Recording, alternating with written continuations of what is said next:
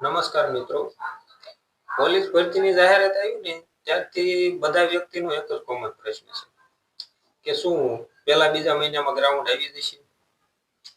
શું ભરતીની જાહેરાત એક મહિનામાં થઈ જશે? તો મિત્રો હું તમને કહી દઉં, અત્યારે હાલ શિયાળો ચાલી રહ્યો છે. ભરતીની જાહેરાત કદાચ થાય અને ગ્રાઉન્ડ ન પણ લે તો પણ તમારું કઈ નુકસાન નથી. અને જે વ્યક્તિ ખરેખર તૈયારી કરતો હોય ને એના મનમાં આ પ્રશ્ન થવો જ ન જોઈએ કે ભરતી ક્યારે આવશે.